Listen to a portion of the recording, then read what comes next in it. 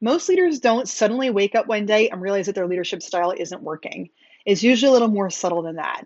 Small frustrations, miscommunications, or shifting team dynamics that build up over time. The problem is that it's hard to see it when you're in the middle of it. Even if you know what your strengths are, you're not immune to these kind of challenges because leadership isn't just about knowing what it is that you do well, it's about applying your strengths in a way that actually works for your team. Welcome back. I'm Kelly Stine, Gallup-Certified Strengths Coach and founder of the Lead and Light Coach. And today I'm sharing 3 signs that your leadership approach might need a little tune up. And I'll share how to leverage your strengths in order to fix it. If you want a step-by-step guide to refining your leadership approach, grab my free resource, the Strength-Based Leaders Playbook for Attracting Top Talent. It'll help you define your leadership style, understand your team's strengths, and create a work culture where talented people actually thrive. The link's in the description below, so grab it at the end of this video. All right, let's dive in. Sign number 1 that your leadership style might need a little tune-up is that you're constantly adjusting, but nothing seems to be working. Great leaders are adaptable. The research backs that up. But adapting just for the sake of adapting isn't necessarily going to make you a better leader or improve your team's performance. The key is making changes based on real needs, not just reacting to every new idea or leadership trend. So for example, say a leader reads about the power of empathetic leadership, that's really big right now, and they decide to lean into that approach. And then a couple weeks later, after attending a seminar on transformational leadership, they switch gears again. That kind of inconsistency can actually hurt team performance rather than help it. So there's a couple different reasons why a leader might be doing this. One reason that leaders adjust constantly is because they aren't clear on what their own strengths are. So they keep searching for something that's going to work, similar to throwing spaghetti at a wall and just seeing what will stick. Other times, it's actually the leader's strengths that are driving the constant shifts. So for example, a leader with learner in their top 5, driven by that talent, they might just constantly seek out new strategies, read new books, listen to podcasts, take courses, all to improve their skills simply because they love the process of learning. But that talent can get them stuck in a cycle of perpetual learning without ever fully committing to a consistent leadership style. So if you're someone who is always tweaking things but never quite getting results, walk through these 4 steps. The first one is to build self-awareness. Take the CliftonStrengths assessment to pinpoint your top talents and how they shape your leadership. Then get feedback, step number 2, by asking your team what they see working and not working in the way that you're leading them. Once you have that, then step 3 is to make intentional changes. Make those adjustments based on both your strengths and your team's needs. And then finally, 4, commit to consistency.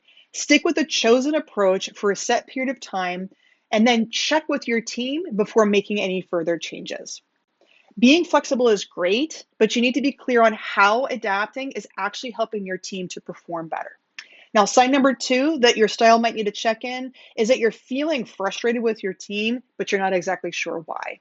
If you ever catch yourself thinking, gosh, why won't they just get it? Or do I really have to spell everything out for these people? That's a sign that there's a gap between how you lead and how your team needs to be led. It's not always a skill gap. Sometimes it's a strength disconnect.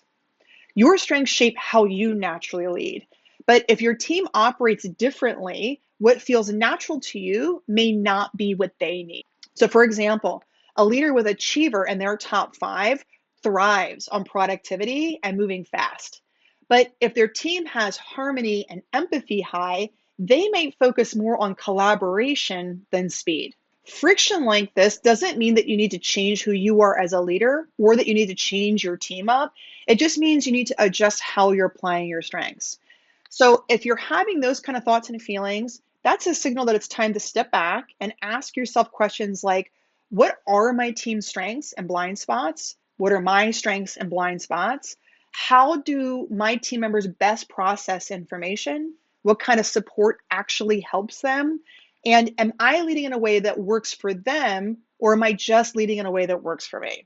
When you intentionally apply your strengths with your team in mind, you create an environment where they feel supported. And then that frustration you feel, it starts to turn into progress. When leaders and teams work with each other's strengths instead of against them, that's when everything moves smoother.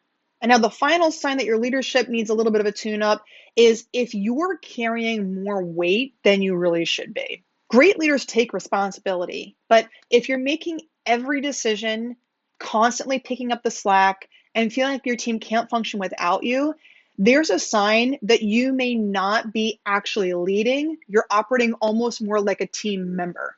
This often happens when leaders don't delegate because it just feels faster to do things themselves, haven't built enough trust with their team to let things go, or are leading based on what worked in the past rather than what their team needs right now. And your strengths could be fueling this. So, a leader high in responsibility, by virtue of their talent, might take on too much instead of letting their team do their own work.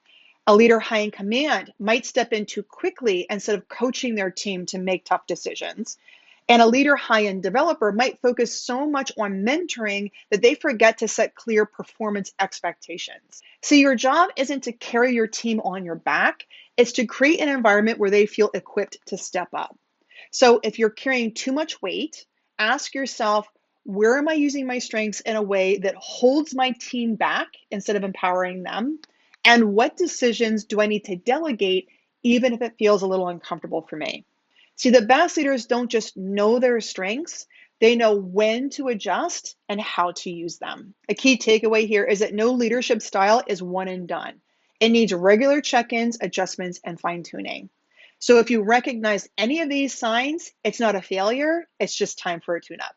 And if you're ready for a clear framework to refine your leadership approach, grab the Strength Based Leaders Playbook for attracting top talent. It'll help you define your strengths, identify gaps, and create a work culture that actually works for everyone on your team. The link's in the description below. Go grab it now.